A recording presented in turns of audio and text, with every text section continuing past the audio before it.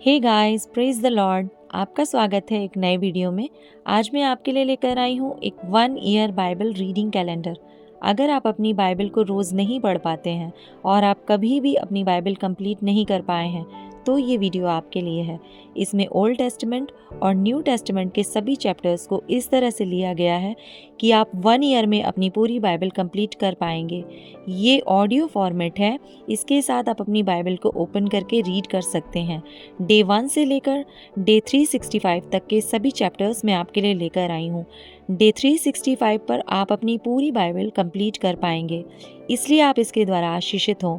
और अगर आपको ये वीडियो पसंद आती है तो आप अपने फैमिली और फ्रेंड्स से शेयर करें, और अगर आप चाहें तो आप सब्सक्राइब, लाइक और कमेंट भी कर सकते हैं। So praise the Lord, shalom to everyone. Let's get started. Day 12 chapter 29, Yakub की लाबान से भेंट। फिर याकूब ने अपना मार्ग लिया और पूर्वियों के देश में आया। उसने दृष्टि करके क्या देखा कि मैदान में एक कुआं है और उसके पास भेड़ बकरियों के 3 झुंड बैठे हुए हैं, क्योंकि जो पत्थर उस कुएं के मुंह पर धरा रहता था, जिसमें से झुंडों को जल पिलाया जाता था, वह भारी था। और जब सब झुंड वहां इकट्ठे हो जाते तब चरवाहे उस पत्थर को कुएं के मुंह पर से लुढ़काकर भेड़ बकरियों को पानी पिलाते और फिर पत्थर को कुएं के मुंह पर ज्यों का त्यों रख देते थे। अतः याकूब ने चरवाहों से पूछा, हे मेरे भाइयों, तुम कहाँ के हो? उन्होंने कहा, हम हारान के हैं। तब उसने उनसे पूछा, क्या तुम नाहोर के पोते लाबान को जानते हो? उन्होंने कहा, हाँ, हम उसे जानते हैं। फिर उसने उनसे पूछा, क्या वे कुशल से है? उन्होंने कहा, हाँ, कुशल से है। और वह देख उसकी बेटी राहेल भेड़ बकरियों को लिए हुए चली आती है। उसने कहा, देखो, अभी तो दिन बहुत है, पशुओं के इकट्ठे होने का समय नहीं, इसलिए भेड़ बकरियों को जल पिलाकर फिर ले जाकर चराओ। उन्होंने कहा, हम अभी ऐसा नहीं कर सकते। जब सब झुंड इकट्ठा होते हैं तब पत्थर कुएं के मुंह पर से लुढ़काया जाता है और तब हम भेड़ बकरियों को पानी पिलाते हैं।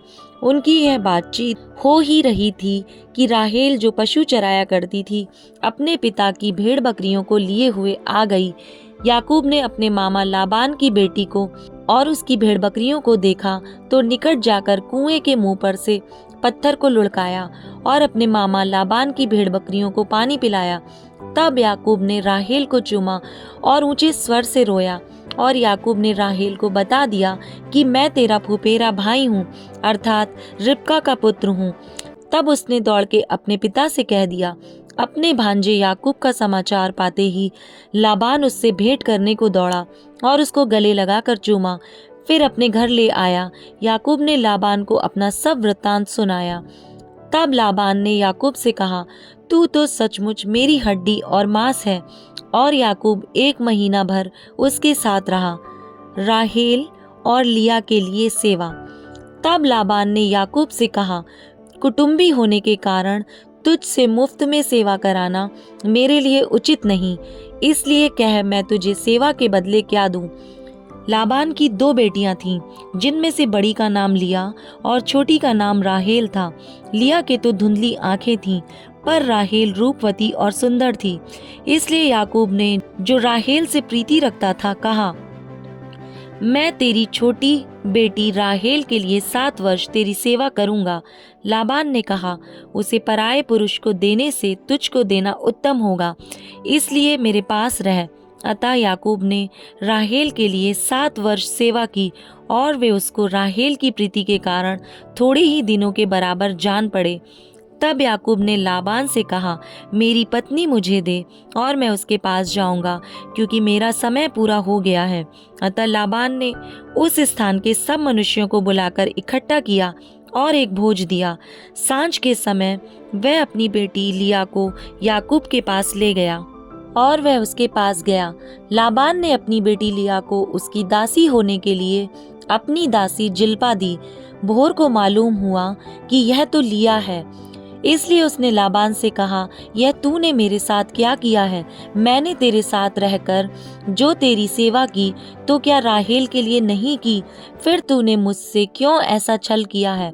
लाबान ने कहा, हमारे यहाँ ऐसी रीति नहीं कि बड़ी बेटी से पहले दूसरी का विवाह कर दें, इसका सप्ताह तो पूरा कर, फिर दूसरी भी तुझे उस सेवा के लिए मिलेगी जो तू मेरे साथ रहकर और 7 वर्ष तक करेगा। याकूब ने ऐसा ही किया और लिया के सप्ताह को पूरा किया। तब लाबान ने उसे अपनी बेटी राहेल भी दी कि वह उसकी पत्नी हो। लाबान ने अपनी बेटी राहेल की दासी होने के लिए अपनी दासी बिल्हा को दिया। तब याकूब राहेल के पास गया और उसकी प्रीति लिया से अधिक उसी पर हुई और उसने लाबान के साथ रहकर 7 वर्ष और उसकी सेवा की। याकूब की संतान। जब यहोवा ने देखा कि लिया अप्रिय हुई, तब उसने उसकी कोख खोली, पर राहेल बांझ रही। अतः लिया गर्भवती हुई और उसके एक पुत्र उत्पन्न हुआ और उसने यह कहकर उसका नाम रूबेन रखा, यहोवा ने मेरे दुख पर दृष्टि की है, अब मेरा पति मुझसे प्रीति रखेगा। फिर वह गर्भवती हुई और उसके एक पुत्र उत्पन्न हुआ। तब उसने उसका नाम, यह सुनके कि मैं अप्रिय हूँ, यहोवा ने मुझे यह भी पुत्र दिया, इसलिए उसने उसका नाम शिमोन रखा। फिर वह गर्भवती हुई और उसके एक पुत्र उत्पन्न हुआ और उसने कहा, अब की बार तो मेरा पति मुझसे मिल जाएगा, क्योंकि उससे मेरे 3 पुत्र उत्पन्न हुए, इसलिए उसका नाम लेवी रखा गया। और फिर वह गर्भवती हुई और उसके एक और पुत्र उत्पन्न हुआ और उसने कहा, अब की बार तो मैं यहोवा का धन्यवाद करूंगी, इसलिए उसने उसका नाम यहूदा रखा। तब उसकी कोख बंद हो गई। चैप्टर 30। जब राहेल ने देखा कि याकूब के लिए मुझसे कोई संतान नहीं होती, तब वह अपनी बहन से डाह करने लगी और याकूब से कहा, मुझे भी संतान दे, नहीं तो मर जाऊंगी। तब याकूब ने राहेल से क्रोधित होकर कहा, क्या मैं परमेश्वर हूँ? तेरी कोख तो उसी ने बंद कर रखी है। राहेल ने कहा, अच्छा, मेरी दासी बिल्हा हाजिर है, उसी के पास जा, वह मेरे घुटनों पर जनेगी और उसके द्वारा मेरा भी घर बसेगा। तब उसने उसे अपनी दासी बिल्हा को दिया कि वह उसकी पत्नी हो, और याकूब उसके पास गया और बिल्हा गर्भवती हुई और याकूब से उसके एक पुत्र उत्पन्न हुआ। तब राहेल ने कहा, परमेश्वर ने मेरा न्याय चुकाया और मेरी सुनकर मुझे एक पुत्र दिया, इसलिए उसने उसका नाम दान रखा। राहेल की दासी बिल्हा फिर गर्भवती हुई और याकूब से एक पुत्र और उत्पन्न हुआ। तब राहेल ने कहा, मैंने अपनी बहन के साथ बड़े बल से लिपटकर मल्ल युद्ध किया और अब जीत गई, अतः उसने उसका नाम नप्ताली रखा। जब लिया ने देखा कि मैं जन्ने से रहित हो गई हूँ, तब उसने अपनी दासी जिल्पा को लेकर याकूब की पत्नी होने के लिए दे दिया, और लिया की दासी जिल्पा के भी याकूब से एक पुत्र उत्पन्न हुआ। तब लिया ने कहा, अहो भाग्य, इसलिए उसने उसका नाम गाद रखा। फिर लिया की दासी जिल्पा के याकूब से एक पुत्र उत्पन्न हुआ। तब लिया ने कहा, मैं धन्य हूँ, निश्चय स्त्रियां मुझे धन्य कहेंगी, इसलिए उसने उसका नाम आशेर रखा। गेहूं की कटनी के दिनों में रूबेन को मैदान में दूधा फल मिले और वह उनको अपनी माता लिया के पास ले गया। तब राहेल ने लिया से कहा, अपने पुत्र के दूधा फलों में से मुझे दे। उसने कहा, तूने जो मेरे पति को ले लिया, क्या यह छोटी बात है? अब क्या तू मेरे पुत्र के दूधा फल भी लेना चाहती है? राहेल ने कहा, अच्छा, तेरे पुत्र के दूधा फलों के बदले वह आज रात को तेरे संग रहेगा। सांझ को जब याकूब मैदान से आ रहा था, तब लिया उससे भेंट करने को निकली और कहा, तुझे मेरे ही पास आना होगा, क्योंकि मैंने अपने पुत्र के दूधा फल देकर तुझे सचमुच मोल लिया। तब वह उस रात को उसी के संग रहा।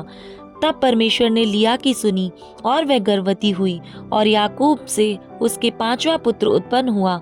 तब लिया ने कहा, मैंने जो अपने पति को अपनी दासी दी, इसलिए परमेश्वर ने मुझे मेरी मजदूरी दी है, इसलिए उसने उसका नाम इस्साकार रखा।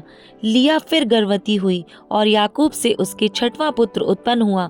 तब लिया ने कहा, परमेश्वर ने मुझे अच्छा दान दिया है, अब की बार मेरा पति मेरे संग बना रहेगा, क्योंकि मेरे उससे 6 पुत्र उत्पन्न हो चुके हैं, इसलिए उसने उसका नाम जबूलून रखा। तत्पश्चात उसके एक बेटी भी हुई और उसने उसका नाम दीना रखा। परमेश्वर ने राहेल की भी सुधि ली और उसकी सुनकर उसकी कोख खोली, इसलिए वह गर्भवती हुई और उसने एक पुत्र को जन्म दिया। तब उसने कहा, परमेश्वर ने मेरी नामधराई को दूर कर दिया है, इसलिए उसने यह कहकर उसका नाम यूसुफ रखा, परमेश्वर मुझे एक पुत्र और भी देगा। याकूब और लाबान के बीच विवाद। जब राहेल से यूसुफ उत्पन्न हुआ, तब याकूब ने लाबान से कहा, मुझे विदा कर कि मैं अपने देश और स्थान को जाऊं। मेरी स्त्रियां और मेरे बच्चे, जिनके लिए मैंने तेरी सेवा की है, उन्हें मुझे दे कि मैं चला जाऊं। तू तो जानता है कि मैंने तेरी कैसी सेवा की है। लाबान ने उससे कहा, यदि तेरी दृष्टि में मैंने अनुग्रह पाया है तो यहीं रह जा, क्योंकि मैंने अनुभव से जान लिया है कि यहोवा ने तेरे कारण मुझे आशीष दी है। फिर उसने कहा, तू ठीक बता कि मैं तुझे क्या दूं, और मैं उसे दूंगा। उसने उससे कहा, तू जानता है कि मैंने तेरी कैसी सेवा की और तेरे पशु मेरे पास किस प्रकार से रहे। मेरे आने से पहले वे कितने थे और अब कितने हो गए हैं, और यहोवा ने मेरे आने पर तुझे आशीष दी है, पर मैं अपना घर का काम कब करने पाऊंगा। उसने फिर कहा, मैं तुझे क्या दूं? याकूब ने कहा, तू मुझे कुछ ना दे। यदि तू मेरे लिए एक काम करे तो मैं फिर तेरी भेड़ बकरियों को चराऊंगा और उनकी रक्षा करूंगा। मैं आज तेरी सब भेड़ बकरियों के बीच होकर निकलूंगा, और जो भेड़ या बकरी चित्ती वाली और चितकबरी हो, और जो भेड़ काली हो, और जो बकरी चितकबरी और चित्ती वाली हो, उन्हें मैं अलग कर रखूंगा, और मेरी मजदूरी में वे ही ठहरेंगी। और जब आगे को मेरी मजदूरी की चर्चा तेरे सामने चले, तब धर्म की यही साक्षी होगी, अर्थात बकरियों में से जो कोई ना चित्ती वाली ना चितकबरी हो, और भेड़ों में से जो कोई काली ना हो, यदि मेरे पास निकले तो चोरी की ठहरेंगी। तब लाबान ने कहा, तेरे कहने के अनुसार हो।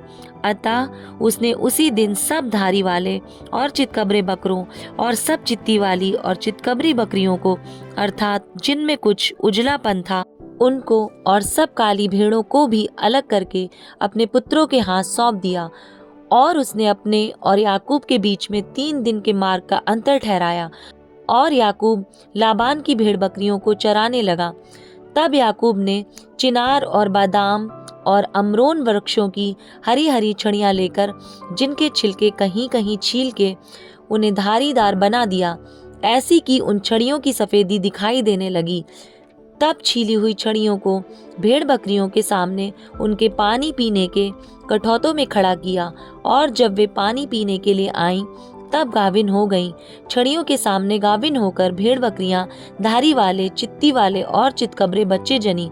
तब याकूब ने भेड़ों के बच्चों को अलग अलग किया, और लाबान की भेड़ बकरियों के मुंह को चित्ती वाले और सब काले बच्चों की ओर कर दिया, और अपने झुंडों को उनसे अलग रखा, और लाबान की भेड़ बकरियों से मिलने ना दिया। और जब जब बलवंत भेड़ बकरियां गाभिन होती थी, तब तब याकूब उन छड़ियों को कठौती में उनके सामने रख देता था, जिससे वे छड़ियों को देखती हुई गाभिन हो जाएं। पर जब निर्बल भेड़ बकरियां गाभिन होती थीं, तब वह उन्हें उनके आगे नहीं रखता था। इससे निर्बल निर्बल लाबान की रहीं, और बलवंत बलवंत याकूब की हो गईं। इस प्रकार वह पुरुष अत्यंत धनाढ़ हो गया, और उसके बहुत सी भेड़ बकरियां और दासियां और दास और ऊंट और गधे हो गए। Matthew chapter 10 verse number 1 to 23। यीशु के 12 चेले। फिर उसने अपने 12 चेलों को पास बुलाकर उन्हें अशुद्ध आत्माओं पर अधिकार दिया कि उन्हें निकालें और सब प्रकार की बीमारियों और सब प्रकार की दुर्बलताओं को दूर करें। इन 12 प्रेरितों के नाम ये हैं। पहला, शमौन जो पतरस कहलाता है, और उसका भाई अंद्रियास, जब्दी का पुत्र याकूब और उसका भाई यूहन्ना, फिलिपुस और बरतुल्मै, थोमा और महसूल लेने वाला मत्ती, हल्फई का पुत्र याकूब और तद्दै, शमौन कनानी और यहूदा इस्करियोती, जिसने उसे पकड़वा भी दिया।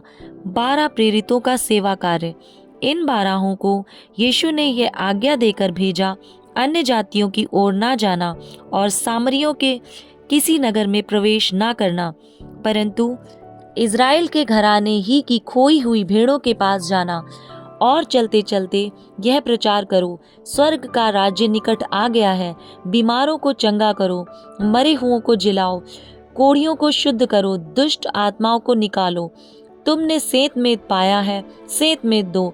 अपने पटुकों में ना तो सोना और न रूपा और न तांबा रखना। मार्ग के लिए ना झोली रखो, ना दो कुर्ते, ना जूते और न लाठी लो, क्योंकि मजदूर को उसका भोजन मिलना चाहिए। जिस किसी नगर या गांव में जाओ तो पता लगाओ कि वहां कौन योग्य है, और जब तक वहां से ना निकलो उसी के यहाँ रहो। घर में प्रवेश करते हुए उसको आशीष देना। यदि उस घर के लोग योग्य होंगे तो तुम्हारा कल्याण उन पर पहुंचेगा, परंतु वे योग्य ना हो तो तुम्हारा कल्याण तुम्हारे पास लौट आएगा। जो कोई तुम्हें ग्रहण ना करे और तुम्हारी बातें ना सुने, उस घर या उस नगर से निकलते हुए अपने पांवों की धूल झाड़ डालो। मैं तुमसे सच कहता हूँ कि न्याय के दिन उस नगर की दशा से सदोम और अमोरा के देश की दशा अधिक सहने योग्य होगी। आने वाला संकट।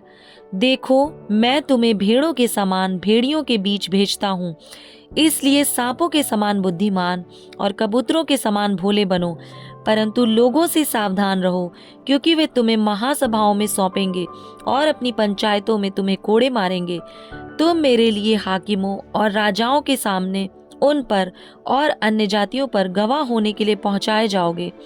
जब वे तुम्हें पकड़वाएंगे तो यह चिंता ना करना कि हम किस रीति से या क्या कहेंगे, क्योंकि जो कुछ तुमको कहना होगा वह उसी घड़ी तुम्हें बता दिया जाएगा।